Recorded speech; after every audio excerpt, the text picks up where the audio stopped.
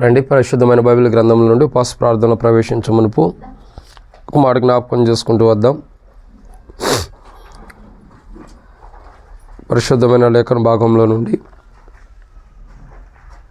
ఒక మాట చూస్తున్నట్లయితే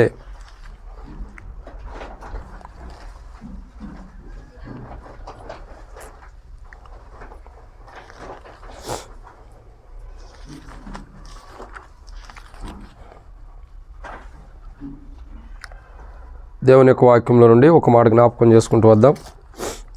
పరిశుద్ధమైన బైబిల్ గ్రంథంలో నుండి యెషయా గ్రంథము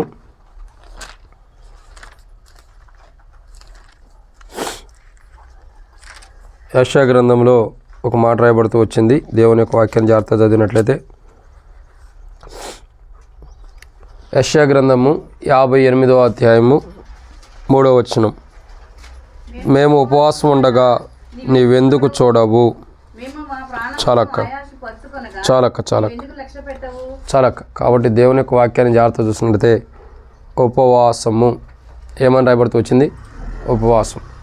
బైబిల్ చెప్పేటటువంటి ఒక మాట ఏంటంటే ఉపవాసం అన్నది చాలా ప్రాముఖ్యమైనది. సో ఇంతకుముందు మనం విన్న కోణాన్ని బట్టి చూస్తే అక్క యొక్క సాక్ష్యంలో దేవుడు మరి తనని ఎలాగైతే కాపాడుతూ వచ్చాడో బలహీనతల నుండి, అనారోగ్యం నుండి కానీ, మరి దేవుడు తప్పిస్తే దేవుని సన్నిధిలో ఎలా తాను ఉంటానని తీర్మానం చేసుకుందో వాటన్నిటి విషయంలో మనం దేవుని సన్నిధిలో పరీక్షించి చూసినట్లయితే చాలా విలువైనవి. ఆమె పట్ల దేవుడు చేసిన కార్యాలు అమోఘమైనవి, అద్భుతమైనవి.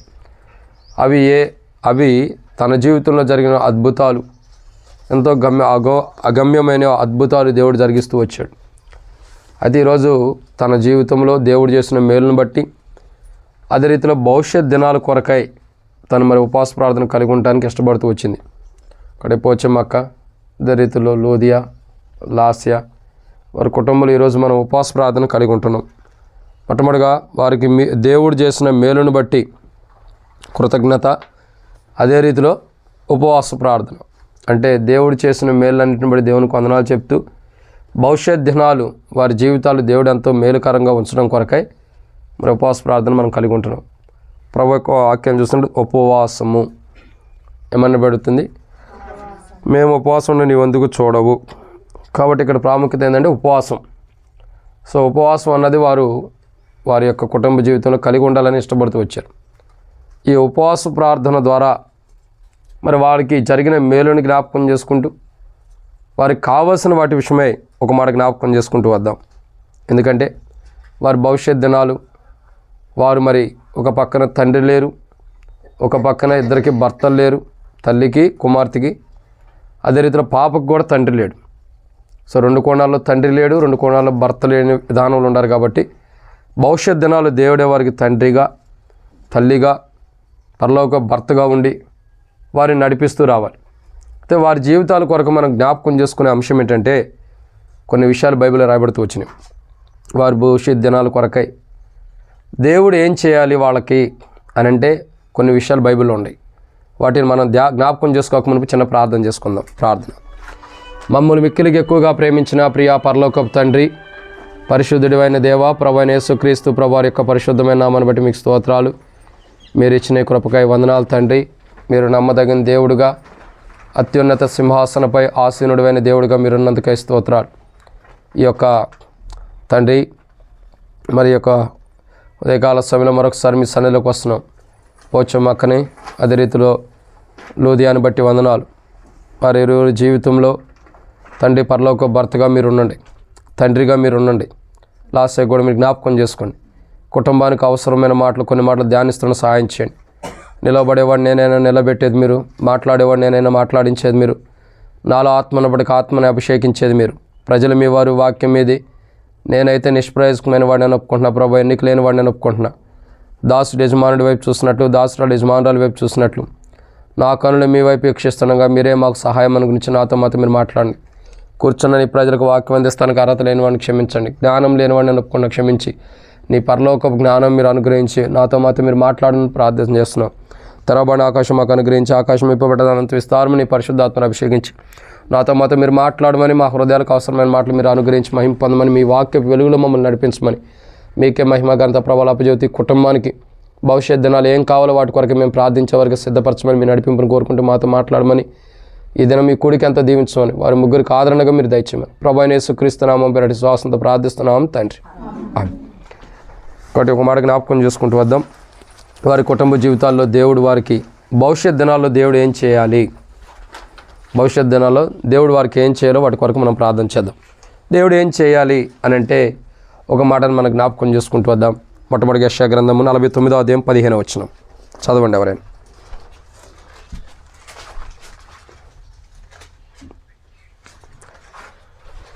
యెషయా గ్రంథము 49వ అధ్యాయము 15వ వచనం.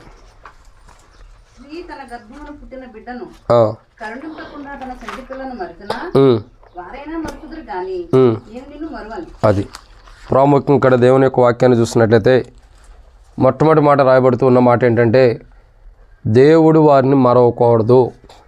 అందుకే ఈరోజు మనం ఉపవాసం ఉండి ప్రార్థన చేయాలి.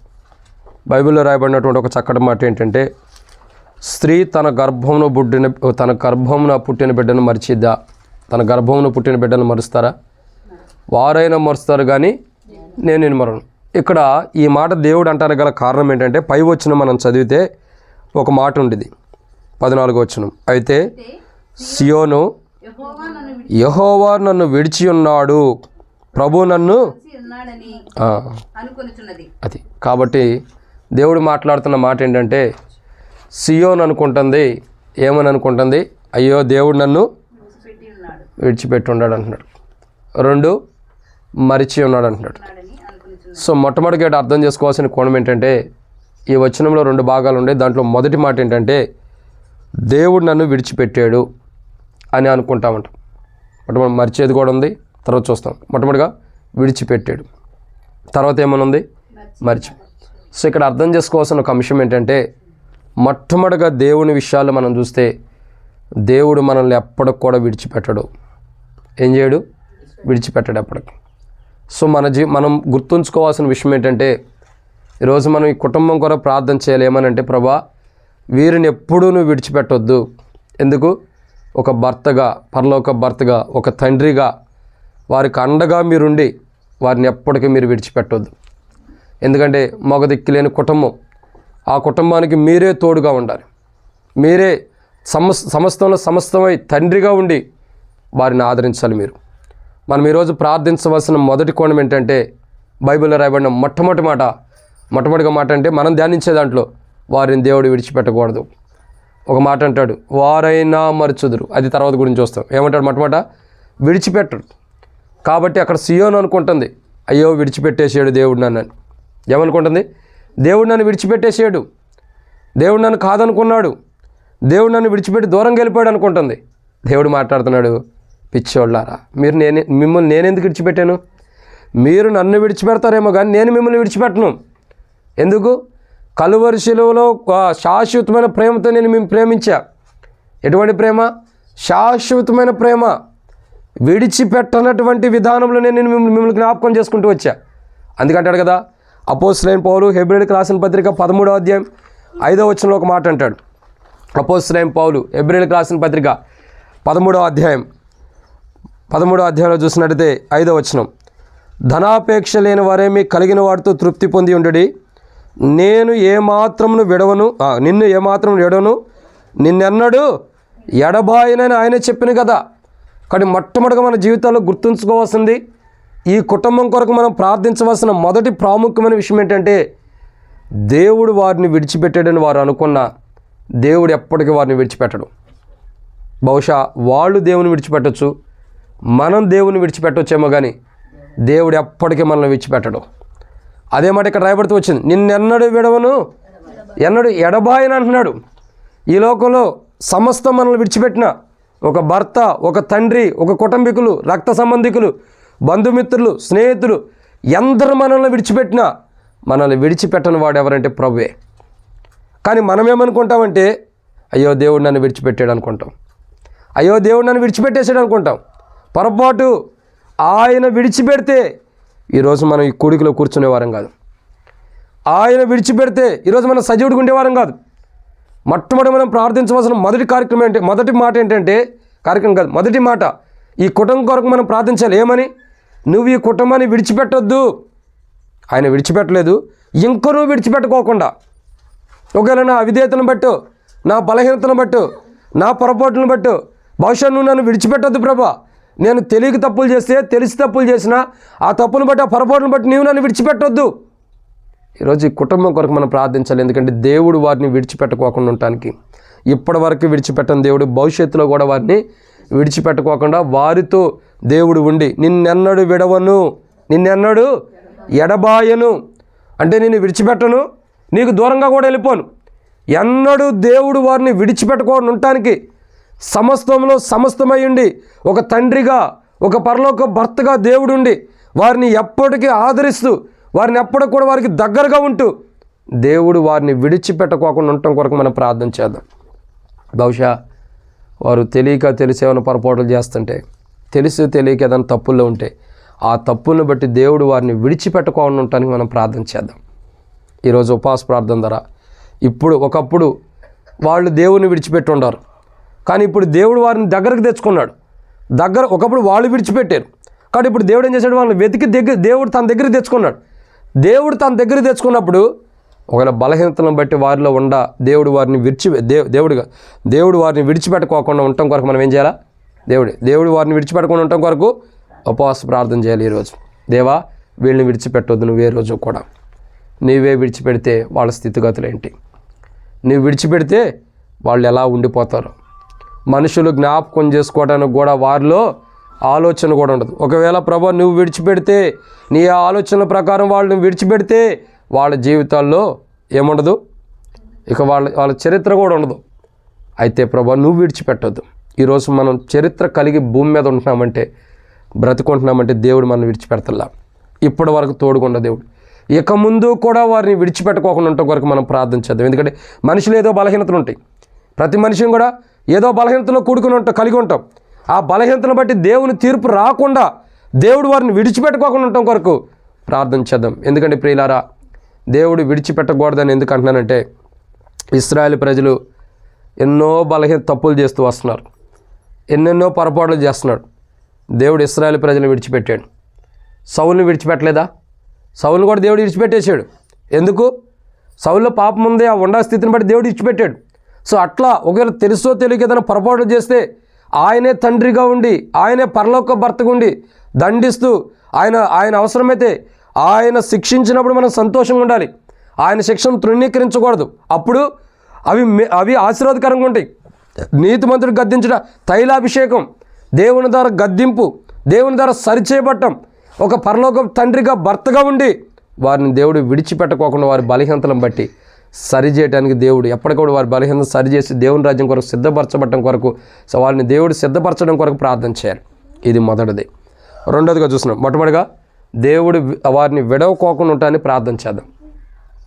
రెండోదిగా చూసినట్లయితే యెషయా గ్రంథము 49వ అధ్యాయం 15వ వచనం. యెషయా గ్రంథము 49వ అధ్యాయము 15వ వచనం. స్త్రీ తన గర్భమును పుట్టిన బిడ్డను కరుణింపకుండా తన చంటి పిల్లను మర్చునా. అది రెండోదిగా మనం ప్రార్థన చేయాలి. ఎందుకంటే ఒకటి, దేవుడు వారిని ఏం చేస్తున్నాడు, విడవకోకుండా ఉంటానని మనం ప్రార్థన చేయాలి. వారి కొరకు ఏం చేయాలా, విడిచిపెట్టకుండా ఉంటాను. రెండు, భవిష్యత్ దినాలు వీరి కొరకు మనం దేని గురించి ప్రార్థించాలంటే దేవుడు వారిని మరవకోకుండా ఉండటానికి. ఎందుకు మరవకుండా ఉంటాడు? ఏమంటాడు, స్త్రీ తన గర్భమును పుట్టిన బిడ్డను మరిచిద్దా? ఏ తల్లైనా తన గర్భమును పుట్టిన బిడ్డను మరిచిద్దా? మర్చిపోదు. బహుశా వారైనా మర్చిపోతారేమో, కానీ నేను నిన్ను, అది దేవుడు వీరిని మర్చిపోకుండా ఎప్పటికప్పుడు దేవుడు వీరి పక్షాన్ని వీరిని జ్ఞాపకం చేసుకోవడానికి మనం ప్రార్థన చేద్దాం. ప్రతి సందర్భంలో దేవుడు వారిని జ్ఞాపకం చేసుకోవాలి. వారి కష్టాల్లో ఉన్నప్పుడు దేవుడు జ్ఞాపకం చేసుకోవాలి. వారి బాధల్లో ఉన్నప్పుడు దేవుడు జ్ఞాపకం చేసుకోవాలి. వారి ఇబ్బందుల్లో ఉన్నప్పుడు దేవుడు జ్ఞాపకం చేసుకోవాలి. వారి మానసికమైన బాధతో ఉన్నప్పుడు దేవుడు జ్ఞాపకం చేసుకోవాలి. కష్టాల్లో ఉన్నప్పుడు దేవుడు జ్ఞాపకం చేసుకోవాలి. కృంగిపోతున్న సమయంలో దేవుడు జ్ఞాపకం చేసుకోవాలి. సమస్యల్లో ఉన్నప్పుడు జ్ఞాపకం చేసుకోవాలి. కుటుంబ బాధలు, సమస్యలు, ఆర్థిక బాధలు ఉన్నప్పుడు దేవుడు జ్ఞాపకం చేసుకోవాలి. ప్రతి విషయంలో దేవుడు వారిని మరవకోకుండా జ్ఞాపకం చేసుకోవడం కొరకు మనం ప్రార్థన చేద్దాం. ప్రతి విషయంలో దేవా వారిని నువ్వెన్నడూ మర్చిపోవద్దు, వారు కష్టాల్లో ఉన్నప్పుడు నువ్వు మర్చిపోతే వారికి ఇంకా కష్టాలు ఎక్కువ అవుతాయి. వారి బాధల్లో ఉన్నప్పుడు మర్చిపోతే కష్టం, వారి దుఃఖాల్లో ఉన్నప్పుడు మర్చిపోతే ఇంకా కష్టం, వారి వేదనలో ఉన్నప్పుడు మర్చిపోతే ఇంకా కష్టం, వారి సమస్యల్లో ఉన్నప్పుడు మర్చిపోతే ఇంకా కష్టం. వారు ఎటువంటి సమస్యల్లో ఉండా, ఎటువంటి దుఃఖంలో ఉండా, ఎటువంటి బాధల్లో ఉండా వారిని నువ్వు మర్చిపోవద్దు. ఏమనాలా? వారిని నువ్వు మర్చిపోవద్దు. వారైనా మర్చదుగా నేను నిన్ను. అది దేవుడు మనల్ని మరవకోకుండా ఉండటం కొరకు ప్రార్థన చేసుకోవాలి. బహుశా దేవుడు మనల్ని మర్చిపోవడానికి ఏదో బలహీనతలు మనలో ఉంటాయి. ఆ బలహీనతలను దేవుడే పక్కకు తొలగించి, ఆ బలహీనతలను దేవుడే తీసివేసి, ఎన్నడూ కూడా దేవుడు మరిచిపోకుండా ఈ కుటుంబాన్ని జ్ఞాపకం చేసుకోవడం కొరకు ప్రార్థించాలి. ఎప్పుడు? ప్రతి సందర్భంలో, ప్రతి సమయంలో దేవుడు మర్చిపోకుండా వీరిని జ్ఞాపకం చేసుకోవడానికి మనం ఎప్పుడూ కూడా ప్రార్థన చేయాలి. ప్రతి సందర్భంలో మనం ప్రార్థన చేస్తూ ఉండాలి. ప్రభా, వారిని నువ్వు ఎన్నడూ మర్చిపోవద్దు. ఈరోజు ఎక్కడికొచ్చిన ఉపవాస ప్రార్థనకే కాదు, ఈరోజు ఇక్కడి నుండి వెళ్ళిపోయిన తర్వాత అయినా ఎప్పటికేం చేయాలా? జ్ఞాపకం చేసుకుంటూనే ఉండాలి. పలానా వారిని మీరు జ్ఞాపకం చేసుకోండి ప్రభా, వారికి మీరు అండగా ఉండండి. తండ్రిగా ఒక పరలోక భర్తగా ఉండి వారి అక్కలు తీర్చండి. వారు ఏ కష్టంలో ఉండారో వారికి ఉన్న పరిస్థితులు మీరు జ్ఞాపకం చేసుకుని ఆ పరిస్థితుల నుంచి వారికి విడుదల దయచేయండి. ఎట్లు దేవుడు జ్ఞాపకం చేసుకోవాలి? పరలోక భర్తగా, తండ్రిగా. ఒక కష్టం వస్తే ఒక భార్యకి భర్త ఎలా జ్ఞాపకం చేసుకుని తన కష్టాన్ని తీరుస్తాడు, ఒక పిల్లలకు కష్టం వస్తే తండ్రి ఎలాగైతే తన యొక్క పిల్లలకు వచ్చిన కష్టాన్ని ఎలాగైతే తండ్రి జ్ఞాపకం చేసుకుని తీరుస్తాడో అట్లు దేవుడు జ్ఞాపకం చేసుకుని వారిని తీర్చాలి. నేను ఒక మాట అంట, ఒక తండ్రి ఉన్నాడు, ఒక కుమార్తె ఉంది. తండ్రి కుమార్తె తండ్రికి ఏదైనా తెమ్మని చెప్పింది అనుకోండి, ఏదో ఒకటి, ఏమని, నాయన నాకు ఇది కావాలి, మరి ఇది తీసుకురామని ఏదో ఒకటి చెప్పింది అనుకోండి. ఏం తెమ్మని? ఒక పెన్నో పెన్సిలో ఏదో ఒకటి తెమ్మని చెప్పింది అనుకోండి. చెప్పినప్పుడు పట్టణానికి వెళ్ళినటువంటి తండ్రి అది తీసుకురాకుండా మర్చిపోస్తాడా? బయలుదేరి వచ్చేటప్పుడు ఏం చేస్తాడు? నా కుమార్తె ఏదో చెప్పింది, అది తీసుకెళ్ళాలని గుర్తుపెట్టుకోడా? ఎందుకు గుర్తుపెట్టుకోడు? ఖచ్చితంగా గుర్తుపెట్టుకుంటాడు. ఎందుకంటే ఆ కుమార్తె చెప్పింది కాబట్టి గుర్తు తెచ్చుకుంటాడు. అదే రీతిలో ఒక తండ్రి తన బిడ్డ చెప్పిన దాని విషయంలో ఎలాగైతే గుర్తుపెట్టుకుని తన కుమార్తెని జ్ఞాపకం చేసుకుని తన కుమార్తె ఏం చెప్పిందో జ్ఞాపకం తెచ్చుకుని ఎలాగైతే తీసుకొస్తాడో ఒక వస్తువు కుమార్తె చెప్పినప్పుడు, అదే రీతిలో దేవుడు కూడా వీళ్ళు దేవుని యొక్క కుమార్తెలు కాబట్టి వారి ప్రతి అక్కర్లో కూడా ప్రతి అవసరతలో దేవునికి మొరపెట్టినప్పుడు దేవుడు వారిని కూడా అట్లా జ్ఞాపకం చేసుకుని మరవకోకుండా, ఫలానా లూదియా, ఫలానా పోచమ్మ, ఫలానా లాస్య నాకు ఎట్లా ప్రార్థన చేశారు, వారిని నేను మరవకూడదు, వారికి నేను ఇది దేవుడు జ్ఞాపకం చేసుకుని వారికి దేవుడు బహుమానం ఇవ్వాలి, ఆశీర్వాదాన్ని ఇవ్వాలి. వారి అక్కర్లో దేవుడు తీర్చాలి, వారి బాధల్లో ఉంటే తొలగించాలి, వారి దుఃఖాల్లో ఉంటే తొలగించాలి, వారి సమస్యలు ఉంటే తొలగించాలి, వారి ఇబ్బందులు ఉంటే దేవుడు తొలగించాలి. అట్లు దేవుడు ప్రతి విషయంలో కూడా వారి అక్కర్లు తీర్చడం కొరకు మనం ఉపవాస ప్రార్థన చేద్దాం. దేవుడు మరవకోకుండా ప్రతి సందర్భంలో దేవుడు వారిని జ్ఞాపకం చేసుకోవడం కొరకు ప్రార్థన చేద్దాం. ఇది 2. 3వ విషయాన్ని చూద్దానండి.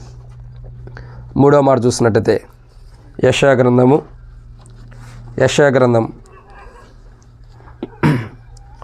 48వ అధ్యాయం. యెషయా గ్రంథము 48వ అధ్యాయము 17వ వచనం. యెషయా గ్రంథము 47వ అధ్యాయము 48వ అధ్యాయం 48వ అధ్యాయం 17వ వచనం. నీ విమోచకుడును ఇశ్రాయేలు పరిశుద్ధ దేవుడినైన యెహోవా ఇలాగు సెలవిచ్చుచున్నాడు, నీకు ప్రయోజనం కలుగునట్లు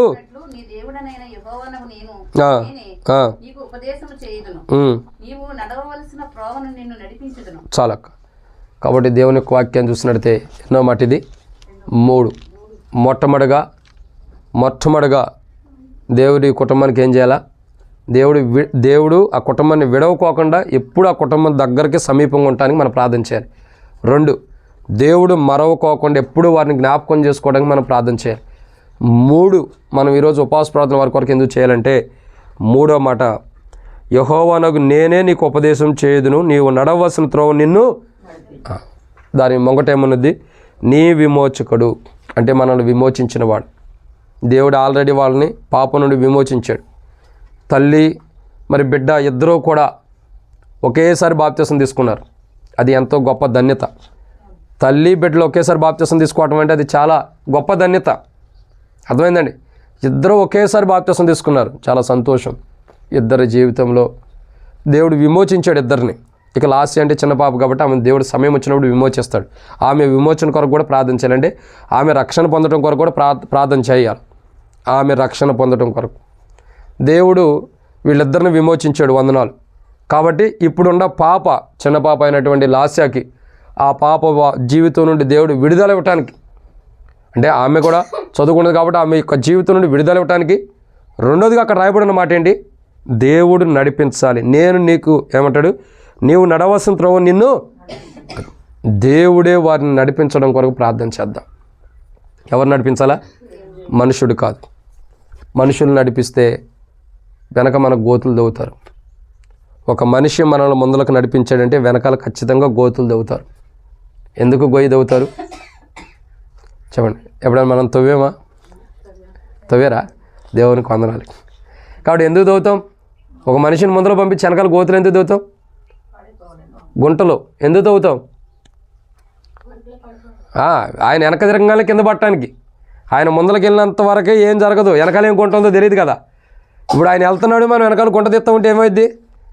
ఏదో టైంలో వెనక తిరిగి పడతాడని నిజంగానే మనకు పిలుస్తాము, అన్న బాగున్నామంటాం, వెనక తిరుగుతాడు, కింద పడతాడు. అంటే ఆ పడటం కోసం వెనక తిరుగుతాం, గుంటలతో ఆయన వెనకాల నడుస్తూ వస్తాం. కానీ ఇక్కడ మాట ఏంటంటే తెలుసా? దేవుడు మనం నడవలసిన త్రోవ నడిపిస్తే గుంటలన్నీ ఉండవు.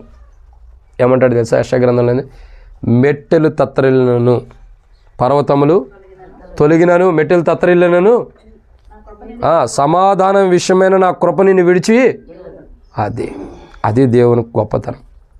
దేవుడు వారిని విడిచిపెట్టుకోకుండా ఏం చేయాలి? దేవుడు వారిని విమోచించిన దేవుడు వారిని ఏం చేయాలా?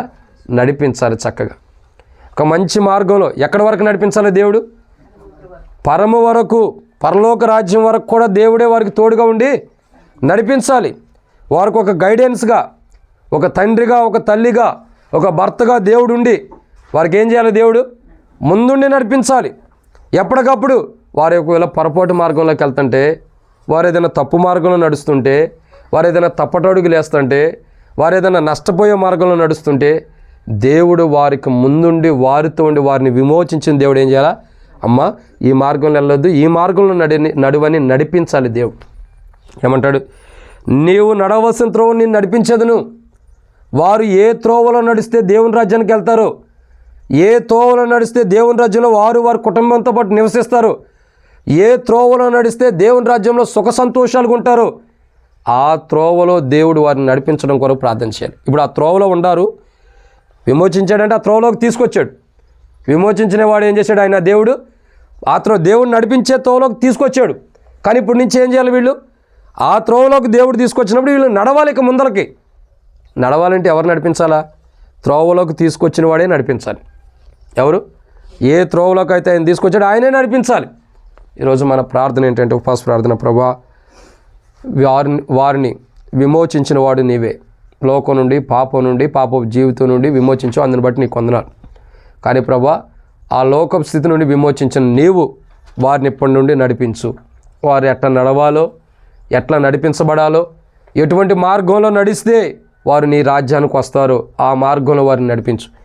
వారిని నడిపించేవారు లేకపోవచ్చు, నడిపించే నాయకులు కానీ, కుటుంబీకులు కానీ ఎవరూ లేకపోయినా నువ్వు ఉండవు వాళ్ళకి. నీవుండి వారు ఎట్లా నడవాలో నడిపించు. వారు ఎట్లు నడిస్తే దేవుని రాజ్యానికి వెళ్తారో, ఎట్లు నడిస్తే నీ సన్నిధిలో దేవుని సంతోషాన్ని, ఆనందాన్ని అనిపిస్తారో అట్లు వారిని నడిపించు. ఏమంటాడు? నీవు యెహోవానగు నేనే నీకు ఉపదేశం చేయదును, నీవు నడవలసిన త్రోవ నిన్ను దేవుడే నడిపిస్తాను అంటున్నాడు. కాబట్టి ఎవరు నడిపించాలా? దేవుడే. దేవుని యొక్క నడిపింపు కొరకు ప్రార్థన చేద్దాం. ప్రభా, వారిని ఎట్లా నడిపిస్తావు? వారిని దేవుని రాజ్యం కొరకు నువ్వు ఎలా నడిపించాలనుకున్నావు? వారు దేవుని రాజ్యం రావటం కొరకు నువ్వు ఎట్లా వారిని నడిపించాలనుకున్నావో అట్లు వారిని నడిపించు. వారు దేవుని రాజ్యంలో ఉండాలి, వారు దేవుని రాజ్యంలో సంతోషంగా ఉండాలి. నీ మార్గంలో వాళ్ళు నడుస్తూ దేవుని రాజ్యం కొరకే సిద్ధపడి వాళ్ళు జీవించాలి. ప్రభా, వాళ్ళు దేవుని రాజ్యం కొరకు ఎలా నడవాలో వారికి నేర్పించి నడిపించని మనం ఈరోజు ఉపవాస ప్రార్థనలో ప్రార్థన చేద్దాం. ఇది మూడో మాట. ఎందుకంటే దేవుడు వారిని విమోచించాడు, నీ విమోచకుడని రాయబడింది. ఆయన దేవుడు వారిని విమోచించాడు కాబట్టి ఏం చేయాలా? ఒక మంచి మార్గంలో నీవు నడవలసిన త్రోవ నీకు ఉపదేశం చేసి నేను నడిపిస్తానన్నాడు. దేవుడు ఏదైతే వాళ్ళకు ఉపదేశం చేయాలో అది చేయాలా. అంటే దేవుని మాటలు ఏవైతే ఉంటే వాళ్ళకి ఏం చెప్పాలో దేవుడు వారికి చెప్పి వారిని ఎట్లా నడిపించాలో అట్లా దేవుని మార్గంలో దేవుడు నడిపించడం కొరకు ప్రార్థన చేద్దాం. ఏం చేయాలా? వారిని దేవుడు విమోచించాడు. విమోచించిన తర్వాత ఏమంటాడు? యెహోవానగు నేను నీకు ఉపదేశం చేసేదను. దేవుడు ఏ ఉపదేశం చేయాలో వాళ్ళకి చేసి ఏం చెప్పాలో దేవుడు వాళ్ళకి చెప్పి దేవుడు తన మార్గంలో వారిని నడిపించలాగున, దేవుని మార్గంలో వారిని నడిపించలాగున ప్రార్థన చేద్దాం. మంచి ఉపదేశం వాళ్ళకి చేయాలా, అదే రీతిలో మంచి మార్గంలో దేవుడు వారిని నడిపించలాగున ప్రార్థన చేద్దాం. ఇది 3వ మాట. 4వ విషయాన్ని చూద్దామండి.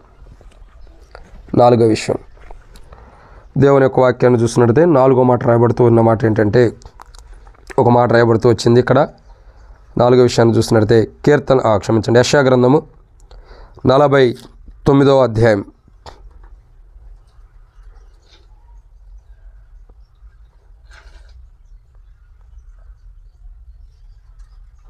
యెషయా గ్రంథము 49వ అధ్యాయం.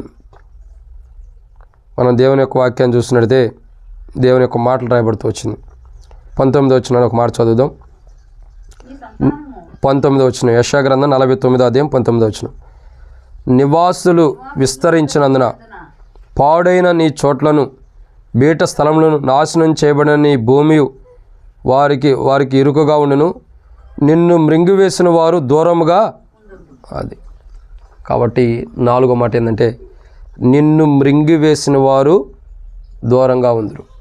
కాబట్టి 4వ మాట మనం ప్రార్థన చేయాలి. ఎందుకంటే వాళ్ళని ఎవ్వరూ కూడా మృంగకోకుండా, అంటే సాతానుడు వీళ్ళని మృంగకోకుండా. సాతానుడు ఎలా ఉన్నాడు? 1 పేతురు 5:8 చూస్తూ పట్టుకుంటా ఏమని రాయబడుతూ వచ్చింది?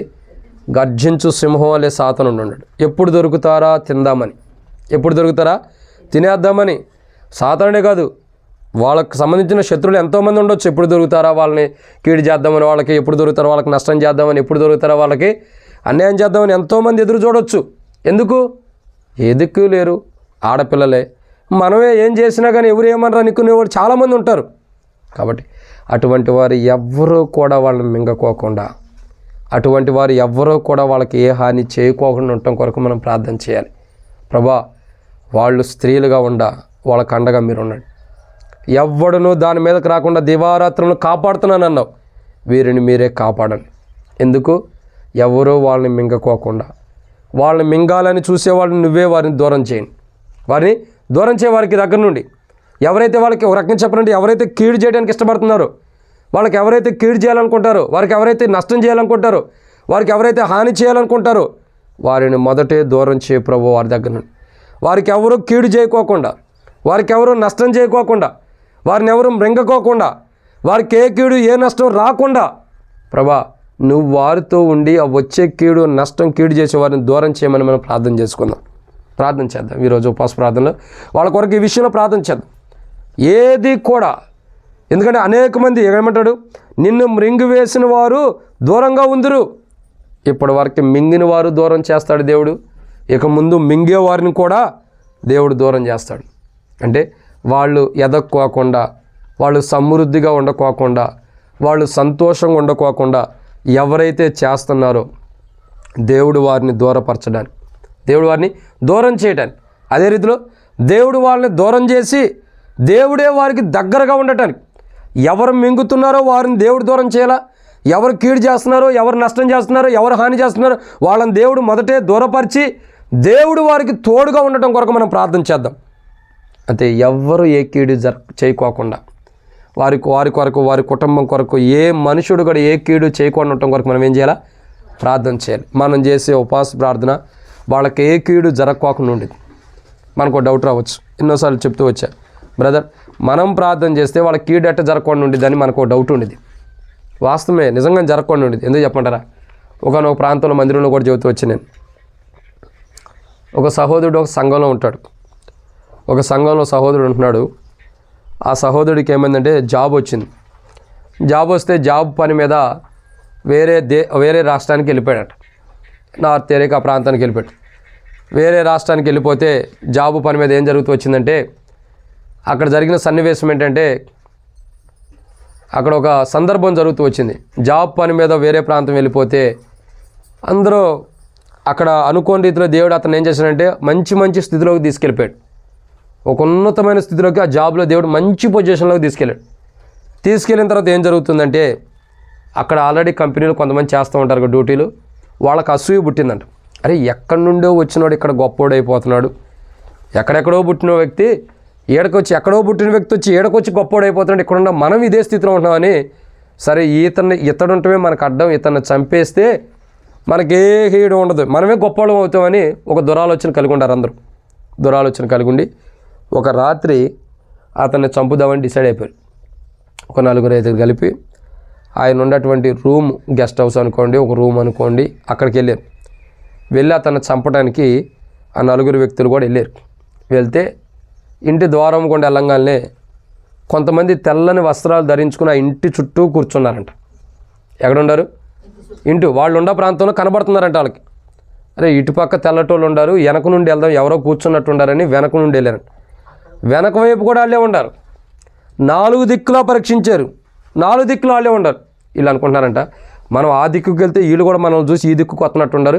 4 దిక్కులకి వెళ్దామని 4 దిక్కులకి వెళ్ళారు. 4 ప్రాంతాల్లో చూస్తున్నారు, 4 ప్రాంతాల్లో ఉండరు జనం.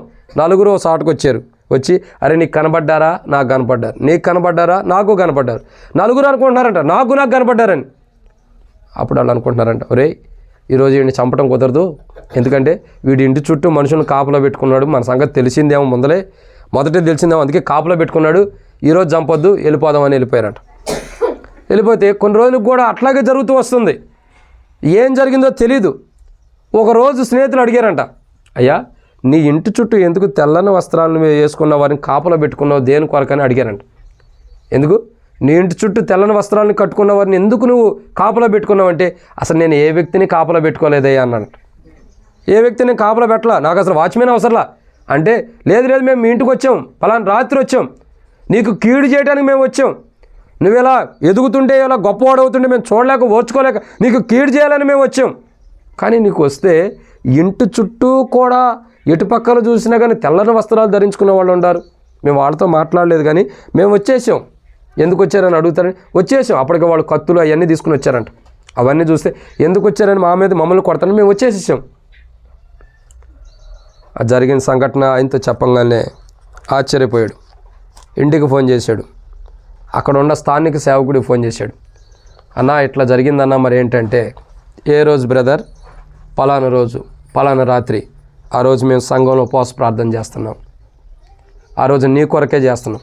అక్కడ ఎంతమంది కనపడ్డారో అంతమంది ఇక్కడ సంఘంలో ఉపవాస ప్రార్థన చేస్తున్నారు. వాళ్ళందరూ కూడా నీ కొరకు ప్రార్థన చేస్తున్నప్పుడు ఆమెనని చెప్తూ వచ్చారు. బహుశా దేవుడు వీళ్ళని నీకు అక్కడ తోడుగా ఉంచి, ఇక్కడ చేసిన ప్రార్థన అక్కడ మనుషులను తోడుగా ఉంచి నిన్ను కాపాడాడు ఆ రోజు. చూడండి, ఒక ఉపవాస ప్రార్థన. నేను ఎందుకు చెప్తున్నానంటే, మనం వాళ్ళ కోసం ఎందుకు చేస్తే ప్రార్థన చేస్తే వాళ్ళకి కీడు జరగకుండా ఉండేది అంటే నిజంగా జరగకుండా ఉండేది. ఈరోజు మనం చేసే ఉపవాస ప్రార్థన రేపటి దినము వాళ్ళకి ఏ కీడు జరగకుండా దేవుడు కాపాడుతూ వస్తాడు.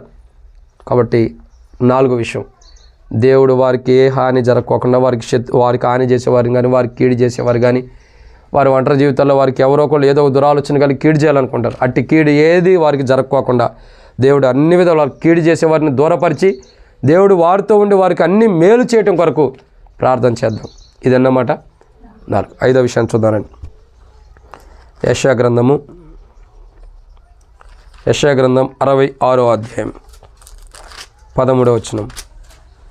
యెషయా గ్రంథం 66వ అధ్యాయం 13వ వచనం.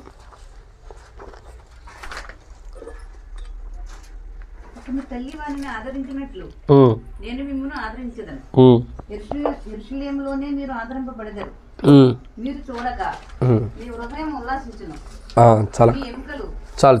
కాబట్టి ఇక్కడ రాయబడిన మరొక మాట ఏంటంటే, 5వ మాట, దేవుని యొక్క వాక్యాన్ని చూసినట్లయితే 5వ మాట ఏంటంటే, ఒకని తల్లి వారిని ఆదరించినట్లు నేను మిమ్మును.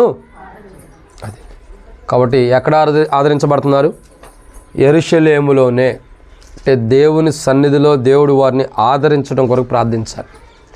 వారు ఏ దుఃఖంలో ఉండా, ఎటువంటి బాధలో ఉండా, ఎటువంటి వేదనతో ఉండా, ఎటువంటి అవసరతల్లో ఉండా, ఎటువంటి అవమానాల్లో ఉండా, ఎటువంటి బాధతో వాళ్ళు ఉంటున్నా దేవుడు ఏం చేయాలి? వారిని ఆదరించాలి. ఏం చేయాలా? ఆదరించాలి. ఎప్పుడూ కూడా దేవుని ఆదరణ వాళ్ళకు ఉండటం కొరకు మనం ప్రార్థన చేద్దాం. ప్రతి సందర్భంలో దేవుడు వారిని ఆదరించులాగిన, ప్రతి సందర్భంలో వారు కూడా దేవుని సన్నిధిలో ఉంటే దేవుని యొక్క ఆదరణ పొందులాగిన ప్రతిరోజు మనం ఏం చేయాలా? ప్రార్థన చేయాలి. దేవా ప్రతి సమయంలో వారిని ఆదరించు. వారికి ఆదరించేవారు లేరు, ఆదరణకర్తగా మీరు ఉండండి. ప్రతి సందర్భంలో వాళ్ళని ఆదరించండి. వాళ్ళ దుఃఖాల్లో, వాళ్ళ బాధల్లో, వాళ్ళ సమస్యల్లో, వాళ్ళ ఇబ్బందుల్లో, ప్రతి పరిస్థితిలో కూడా వాళ్ళని మీరు ఆదరిస్తూ ఉండండి. ఎప్పుడైతే దేవుడు వారిని ఆదరిస్తాడో మనుషుల ఆదరణ అవసరంలా. మనుషులు ఆదరిస్తే ఎలా ఉంటుంది? కొంతకాలమే ఉంటుంది. మనుషుల ఆదరణ 1 నిమిషం 2 నిమిషాలు, 1 గంట 2 గంటలే. కానీ దేవుడు ఆదరిస్తే ఎప్పటికీ పరిపూర్ణమైన ఆదరణ ఉంటుంది. కాబట్టి ఈరోజు మనం ప్రార్థించాల్సిన కోణం ఏంటంటే దేవుడు వారికి మంచి ఆదరణ ఇవ్వటం కొరకు, దేవుని మందిరంలో ప్రతి సందర్భంలో దేవుడు వారిని ఆదరించడం కొరకు ప్రార్థన చేద్దాం. ఈరోజు మనం ఉపవాస ప్రార్థన ద్వారా వాళ్ళ జీవితాలు ఎలా ఉండాలంటే ప్రతి సందర్భంలో దేవుడి ద్వారా ఆదరణ పొందుతూ ఉండాలి. మనుషుల మీద ఆధారపడకూడదు, మనుషుల వైపు చూడకూడదు, మనుషులను బట్టి వాళ్ళు జీవించుకోకుండా దేవుని వైపు చూస్తూ దేవుని మీద ఆధారపడుతూ ప్రతి సందర్భంలో వాళ్ళు దేవుని ద్వారా ఆదరించబడటం కొరకు ప్రార్థన చేద్దాం. దేని కొరకు? ప్రతి సందర్భంలో దేవుడు వారి దుఃఖంలో ఉన్న దేవుడు ఆదరించాలి, బాధలో ఉన్న దేవుడు ఆదరించాలి, కష్టాల్లో ఉన్న దేవుడు ఆదరించాలి, శ్రమల్లో ఉన్న దేవుడు ఆదరించాలి, ఇబ్బందుల్లో ఉన్న దేవుడు ఆదరించాలి, సమస్యల్లో ఉన్న దేవుడు ఆదరించాలి, మానసికమైన వేదనతో ఉన్న దేవుడు ఆదరించాలి. ఏదో ఒక కోణంలో వాళ్ళు ఏ పరిస్థితిలో ఉండా దేవుడు వారిని ఆదరించడం కొరకు ఈరోజు మనం ప్రార్థన చేద్దాం. ఎలాంటి ఆదరణ? శ్రేష్టకరమైన ఆదరణ. అంటాడు కదా, ఒకని తల్లి వారిని ఆదరించినట్టు నేను మిమ్మల్ని ఆదరిస్తా. తల్లి లాంటి ఆదరణ, ఇంకా చెప్పాలంటే తల్లి కంటే ఎక్కువ ఆదరణ. దేవుడు వాళ్ళని ఆదరించాలి. ప్రతి పరిస్థితిలో కూడా దేవుడే, మనుషుల ఆదరణ కాదు, దేవుని ఆదరణ వాళ్ళకు ఉండటం కొరకు మనం ప్రార్థన చేద్దాం. ఇదన్నమాట 5. 6వ విషయం చూద్దానండి. 6వ మాటను జ్ఞాపకం చేసుకున్నట్లయితే ఒక మాట రాయబడుతూ వచ్చింది. యెషయా గ్రంథం 49వ అధ్యాయం 16వ వచనం. యెషయా గ్రంథం 49వ అధ్యాయం 16వ వచనం. క్షమించండి. చూడుము, నా అరచేతుల మీద నేను చెక్కి ఉన్నాను, నిత్యము క్షమించండి, నీ ప్రాకారం నిత్యము నా ఎదుట ఉన్నవి. కాబట్టి దేవుని యొక్క వాక్యాన్ని చూసినట్టయితే ఎన్నో మాట ఇది? 6వదిగా దేవుడు వారికి ఎప్పుడూ కూడా వీరి ప్రాకారాలు దేవుడు తన యుద్ధే పెట్టుకోవడం కొరకు ప్రార్థన చేద్దాం. ఏమంటాడు? నువ్వు బయటికి వెళ్ళినాను, లోపలికి వచ్చినాను, ఎక్కడ ఉంటుంది మన యొక్క స్థితిగతులు? మనం ఎట్లా నడిచినా ఆయనలోనే ఉంటున్నాయి. మనం లోపలికి నడిచినా బయటికి నడిచినా మన స్థితిగతులు ఎక్కడ ఉంటున్నాయి? దేవుళ్ళలోనే ఉంటున్నాయి. ఇక్కడ మనం ప్రార్థించాల్సిన 6వ కోణం ఏంటంటే నిత్యము వీరి ముగ్గురు యొక్క ప్రాకారములు ఎక్కడ ఉండాలా? దేవునిలో ఉండటం కొరకు. దేవుని లోపటి నుంచి వెలుపటికి వెళ్ళిపోకుండా నిత్యము వారి ప్రాకారాలు దేవునిలో ఉండటం కొరకు ప్రార్థన చేద్దాం. ఎప్పటికీ వారి ప్రాకారాలన్నీ కూడా దేవునిలోనే ఉండాలి. వారు ఎప్పటికి కూడా ఎక్కడ ఉండాలా? దేవునిలోనే ఉండటం కొరకు ప్రార్థన చేద్దాం. దేవుని లోపటి నుంచి వెళ్ళిపోకుండా, దేవుని లోపటి నుంచి బయటికి వెళ్ళిపోకుండా, దేవుని లోపటి నుంచి వెలుపటికి వెళ్ళిపోకుండా ఎప్పటికీ వారి జీవితాలు ఎన్ని పరిస్థితులు ఎదురైనా దేవునిలోనే ఉండటం కొరకు ప్రార్థన చేసుకుందాం. ఎక్కడ ఉండటం కొరకు? దేవునిలోనే. ఎన్ని పరిస్థితులు వారికి ఎదురైనా, ఎన్ని కష్టాలు ఎదురైనా, ఎన్ని బాధలు ఎదురైనా, ఎన్ని పరిస్థితులు వాళ్ళకి వచ్చినా దేవునిలో నుంచి బయటికి వెళ్ళిపోకుండా దేవునిలోనే ఉండటం కొరకు, స్థిరులుగా ఉండటం కొరకు ప్రార్థన చేద్దాం. నిత్యము నీ ప్రాకారములు, నిత్యం ఏమంటాడు? నిత్యము నీ ప్రాకారం నా ఎదుటే ఉండవి. ఎప్పటికీ వీళ్ళు దేవుని ఎదుటే ఉండటం కొరకు, దేవుని లోపటి నుంచి బయటికి వెళ్ళిపోకుండా ఎప్పటికీ దేవునిలోనే ఉండటం కొరకు ప్రార్థన చేద్దాం. పరిపూర్ణంగా ప్రభు ఎప్పటికీ నీలోనే ఉండాలి. నీకు వెలుపటికి మేము వెళ్ళిపోకూడదు, నీలో నుండి బయటికి వెళ్ళిపోకూడదు. ఎన్ని పరిస్థితులు ఎదురైనా, ఎన్ని కష్టాలు వచ్చినా ఈ కుటుంబం నీలోనే ఉండాలి, నీకు వెలుపట ఉండకూడదు. ఎందుకు?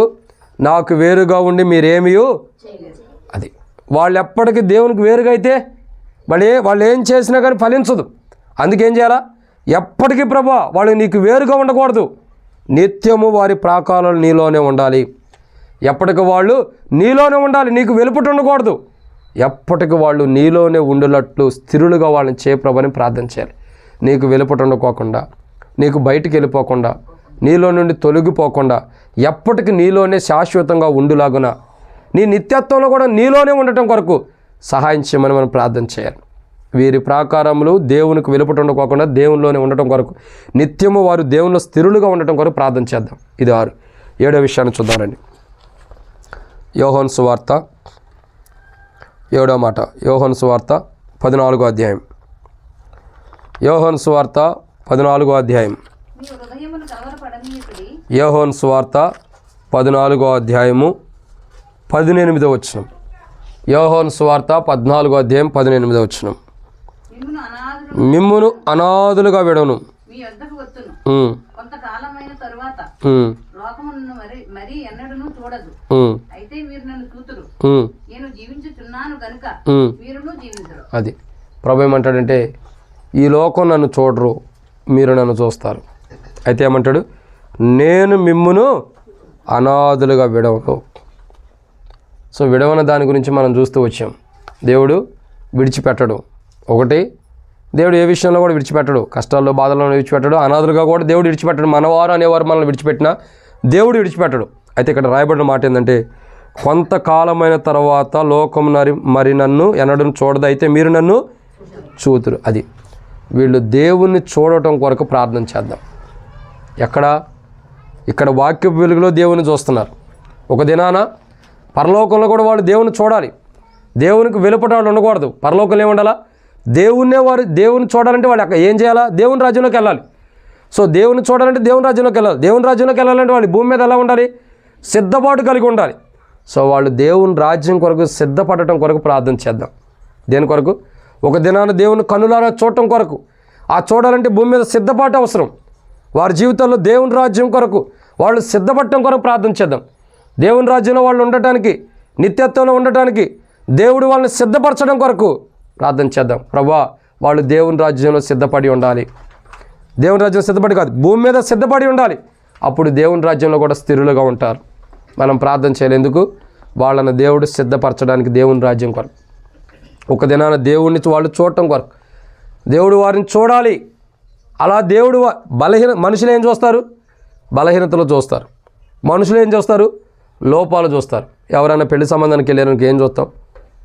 అమ్మాయి ముక్కు ఎట్టుంది, పెదాలు ఎట్లుండయి, ఒకసారి నవ్వమ్మ అంటాం. ఎందుకు నవ్వమంటాం? పళ్ళు ఎట్లుండే చూడటానికి. ఇంకా ఒకసారి నడువమ్మ అంటాం. ఎందుకు? కుంటిదో మరి ఎట్ట ఉండిదో కాలు అవిటికేసిద్దో ఎట్టేసిద్దో చూడటానికి. ఇంకెందుకు అంటాం? ఇంకేమంటాం? అమ్మ ఓ పాట పాడంటాం. ఇవన్నీ బాగుండా మోగామేమో. అవును కదా, మోగదేమో. ఒకసారి మాట్లాడమ్మా, పాట పాడంటాం. పాట ఎందుకు పాడేస్తారక్క? మోగదో కాదో తెలియటానికి, స్వరం ఎట్టుందో, తర్వాత మనం తిట్టిద్దా మనల్ని ప్రేమగా చూసిద్దా తెలియచుకోవడానికి ఆ మాటను బట్టి అర్థమైపోయిద్ది. ఇంకా అనేకం నడిపించేది కానీ, నవ్వమనేది కానీ, పాట పాడమనేది కానీ, నుంచోబెట్టేది కానీ, ఇవన్నీ దేనికి? లోపాలు ఎత్తుక్కోవడానికి. అందరు ఎత్తుక్కునేది ఏంది? లోపం. అరే వీళ్ళు ఆత్మీయులా కాదా, వీళ్ళు పరిశుద్ధులా కాదా, వీళ్ళు దేవుని బిడ్డలా కాదని ఒక్కడు చూడడం. అందరు చూసేది ఏంటి? నడువు, నవ్వు, పాట పాడు, ఇంకా పెదలు ఎట్టండి, ముక్కు ఎట్టుంది, వంకరుందా లేదా, కళ్ళు ఎట్టండి, సన్నగుండే లేవా, దొడ్డుకొండయా, రేపొద్దున కళ్ళతో చూసి భయపెట్టిద్దామని ఎన్ని చూసుకుంటామో. భౌతికమైనవి. మనుషుడు అన్ని లోపాలు ఎత్తుక్కుంటాడు, ఏదో ఒక లోపం కొరకు. ఏ లోపం లేకపోతే ఏ లోపం ఉండిద్ది? పొట్టన్న లోపం ఉండిద్ది. అది కూడా లోపం లేదనుకో, బట్టతల లోపం ఉండిద్ది. అది కూడా లేదనుకో, ఏదో ఒక లోపం వచ్చింది. పురుషులకు కూడా. మనుషులు చూసేది ఏంటంటే లోపాలు. ప్రతి విషయంలో, వివాహం అనే కాదు, ప్రతి సందర్భంలో మనుషుడు లోపాన్ని ఎత్తుక్కుంటాడు. కానీ దేవుడు ఏ లోపం చూడడం మనలో ఉండే ఏ లోపాన్ని చూడడం. లోపాలు తీసివేయడానికి ఇష్టపడుతున్నప్పుడు ఇంకా లోపాన్ని చూడడాన్ని ఎందుకన్నానంటే, లోపాలు చూస్తాడు కానీ తీసేస్తాడు. ఏ లోపాన్ని చూడడాన్ని ఎందుకన్నానంటే, లోపాన్ని బట్టి మనల్ని శిక్షించడు, లోపాన్ని బట్టి మనల్ని అసహించుకోడు, మనలో ఉన్న లోపాలను బట్టి మనల్ని కాదనుకోడు. మనలో ఉన్న లోపాలు తీసివేసి ఆయన మనల్ని చూడటానికి ఇష్టపడతాడు. మనం దేవుని చూసి అనుభవంలోకి దేవుడు తీసుకొస్తాడు. ఈరోజు ప్రార్థన చేయాల్సింది ఏంటంటే, ఏ లోపాలు లేకుండా వాళ్ళు దేవుని రాజ్యంలో సిద్ధపడటం కొరకు, దేవుని రాజ్యం కొరకు భూమి మీద వాళ్ళు సిద్ధపడటం కొరకు ప్రార్థన చేద్దాం. ప్రభా, వాళ్ళల్లో ఉన్న లోపాలు తీసేయి, వారిలో ఉన్న బలహీనతలను చేసేయి.